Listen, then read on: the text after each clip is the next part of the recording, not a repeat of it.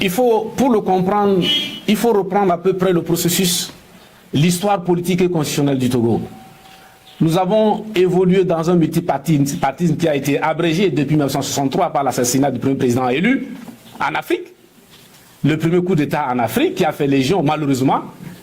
Et nous avons vécu de 1963 à 1990 sous une dictature, dans un système de parti unique. Les Togolais n'en voulaient pas, ils voulaient être libres.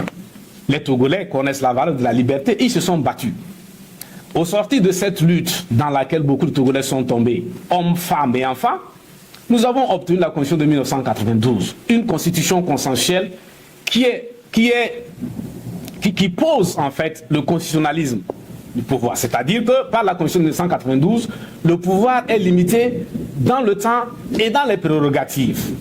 Mais à partir de 1992, le pouvoir en place par l'intermédiaire du régime, par l'intermédiaire plutôt du parti au pouvoir, le RPT, s'est employé à reviser, à charcuter, j'allais dire, cette constitution, à vider le système du constitutionnalisme. C'est-à-dire que désormais, nous avons une constitution qui ne limite pas le pouvoir dans le temps et dans les prérogatives. Le Premier ministre devient un simple secrétaire du président de la République. Et pire, au moment où nous avons signé, depuis 2006, les accords politiques globaux qui n'ont pas été mis en œuvre, aujourd'hui, on nous parle de compteur à zéro et on veut rédiger une nouvelle constitution. Les révisions répétées, unilatérales, répétées, ne suffisent plus. Il faut confectionner une nouvelle constitution pour fort, une constitution sur mesure. Et cette constitution nous conduit directement dans la monarchie. Nous avons voté pour une république en 1992. Nous ne voulons pas qu'on nous offre une monarchie. Nous n'en voulons pas. Et pire, il y a le député Christophe Tchaou qui dit qu'il faut remettre les compteurs à zéro. Ça veut dire qu'il faut préparer une présidence à vie au fils de Yadema, donc fort. Ça, nous ne pouvons pas l'accepter. Aucun Togolais ne peut l'accepter. Hommes, femmes, enfants.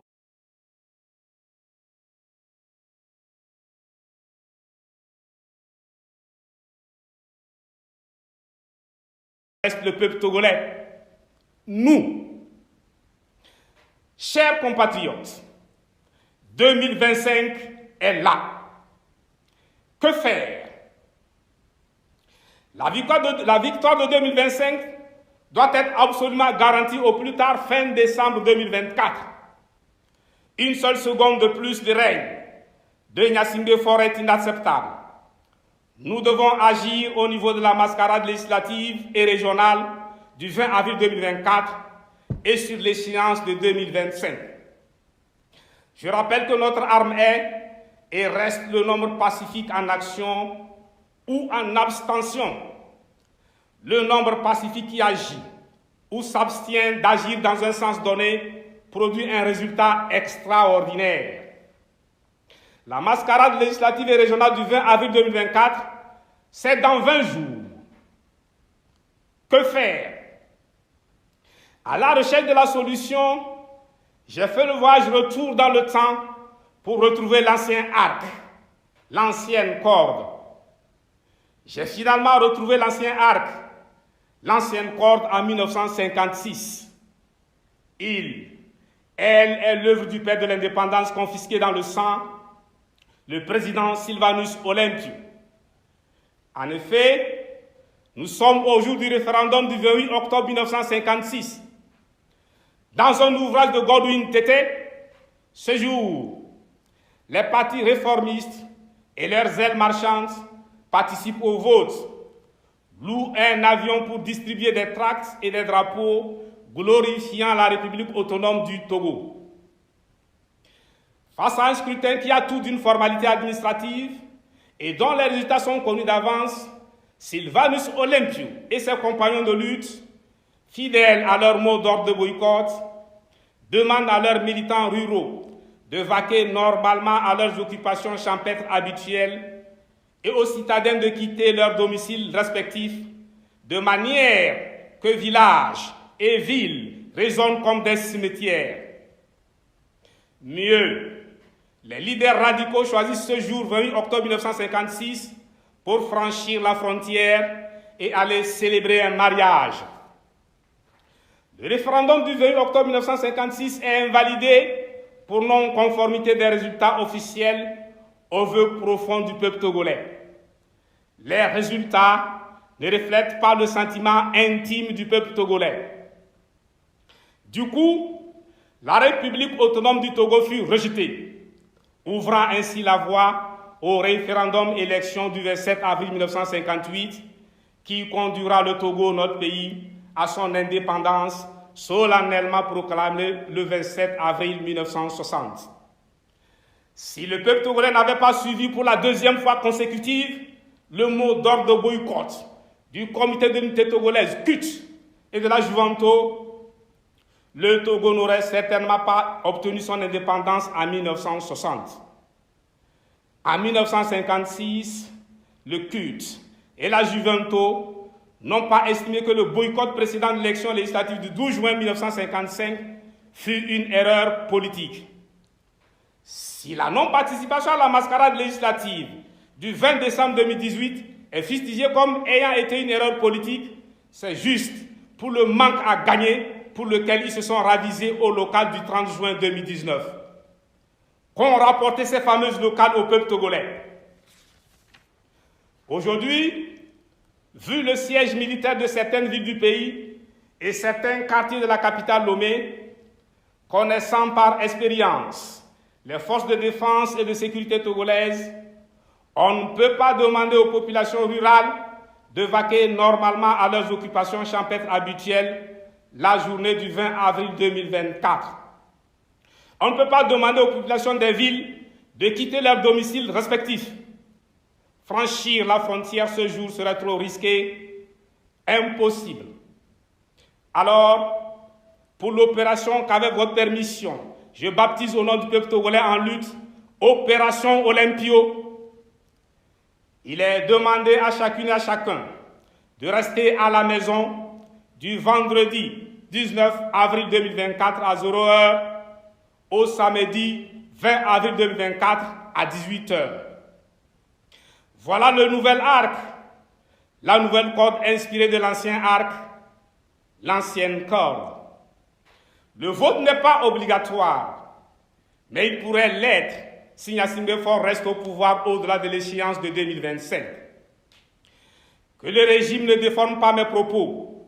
Nulle part, je n'ai dit d'empêcher votre élection là. Pour l'opération, 3 mots d'ordre. Comme en 56, comme Olympio, tous à la maison. Pour le mot de passe, on peut faire plus court en disant Olympio, 56 ou maison. Libre cours à votre imagination.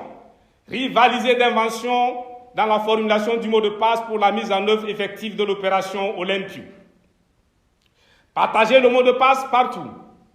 Au champ, à la rivière, au puits, au moulin, au marché, sur le lieu de travail, à l'école, à l'université, dans la rue, sur les étudiants, sur les chantiers, à l'atelier, sur les réseaux sociaux, partout. Le 20 avril 2024, pendant que sur le territoire national togolais, désertes, les rues des villages et des villes résonnent comme des cimetières, partout dans la diaspora, des manifestations gigantesques de rues sont organisées. Le seul et unique objectif poursuivi à travers tout le monde à la maison au Togo et tout le monde dans la rue à l'extérieur du Togo est le départ de Gnassingbé Faure. Faure doit partir. C'est tout.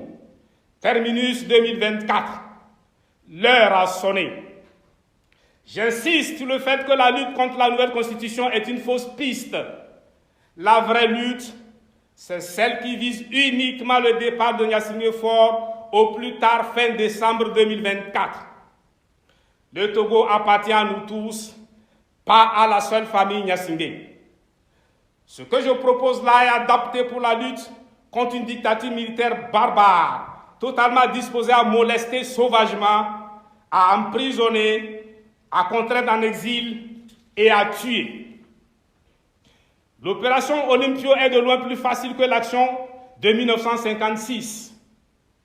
Pour vous qui, les mains nues, résistez aux forces de répression dans la rue, il est plus facile de rester à la maison que de braver des militaires armés jusqu'aux dents pour aller au champ, de quitter son domicile, de quitter votre domicile avec le risque de croiser les forces de répression. Qui peut le plus, peut le moins. À la maison où il reste pour 18 heures, les Togolaises et les Togolais au pays peuvent suivre, admirer et commenter sur leurs appareils les événements, c'est-à-dire les manifestations dans la rue de nos concitoyens à l'étranger, loin de la mère patrie, bannis par le régime, prêts à les jeter en prison dès qu'ils posent les pieds dans leur pays, sur la terre de leurs ancêtres. S'agissant de leur campagne qui va se dérouler du 4 au 18 avril 2024, je voudrais rappeler que la caméra ne filme pas les cœurs. Elle ne distingue pas le curieux du militant ou du sympathisant. 2 semaines sans assister à un spectacle ou à des jeux ne tue point. L'objectif que nous poursuivons, à savoir un Togo libre, indépendant, souverain, prospère, vaut bien le coup. Le 20 avril 2024 marquera le début d'une vaste campagne sans répit dans la diaspora togolaise sur tous les continents. Vu que celui qui poursuit un voleur crie au voleur, vu que celui qui combat le feu, qui vient de se déclarer dans sa case, crie au feu, la diaspora togolaise qui engage la lutte jusqu'à la victoire finale, c'est-à-dire le départ de Fort, doit crier très fort en comptant sur la diaspora des peuples frères du continent, pour la plupart des panafricanistes. Après tout, la solidarité n'est-elle pas de nationalité africaine? Diaspora togolaise de par le monde. Non, ce n'est pas Tipi Salfou Achadam qui t'appelle. C'est le Togo, la mère patrie bien-aimée qui t'appelle. Ouvre la route de l'espoir de la libération du Togo en lançant un vaste programme de manifestations gigantesques pacifiques sur tous les continents. Le moment venu, c'est-à-dire au point critique où les manifestations dans la diaspora auront rendu complètement inopérante la diplomatie de mensonges et attiré tous les regards de l'Afrique et du monde sur le Togo, les manifestations pacifiques gigantesques sur l'ensemble du territoire national suivront afin de garantir la chute effective de la dictature et la libération du Togo au plus tard fin décembre 2024. Dans cette perspective, je puis vous assurer que le Parti national panafricain PNP garde à ce jour tout son potentiel. Nos bases sur l'ensemble du territoire national et partout dans la diaspora sont restées mobilisées, déterminées et extrêmement chaudes. C'est d'ailleurs la raison pour laquelle, installé depuis 2017, le siège militaire de certaines villes du pays et de certains quartiers de la capitale Lomé n'est pas levé. C'est aussi pourquoi le régime garde toujours les otages politiques en prison. La présidentielle, c'est pour février 2025, soit dans 11 mois. Que faire? Dans d'autres pays, à plus d'une année avant l'élection présidentielle, celle-ci est au premier plan à l'ordre du jour, à la une. En Côte d'Ivoire, par exemple, les candidats s'annoncent déjà. Ce n'est pas le cas au Togo, où le régime utilise la diversion par le jeu et la danse, les mascarades législatives et régionales, ainsi que la nouvelle constitution pour occulter l'échéance de février 2025. Au Sénégal, à une année de la présidentielle, face au flou entretenu par le président Macky Sall autour d'une éventuelle troisième candidature, l'opposition sénégalaise était déjà vent debout. Des candidats potentiels, avec leurs militants et sympathisants, ainsi que les organisations de la société civile, ont pris position pour écarter la troisième candidature du président Macky Sall avant même le scrutin. Mobilisant le peuple sur le territoire national et partout dans la diaspora, ils se sont engagés à forcer Macky Sall à renoncer à une troisième candidature. La suite, tout le monde la connaît. C'est l'occasion pour moi d'exprimer toute mon admiration au peuple sénégalais, resté viscéralement attaché à la liberté, à la démocratie.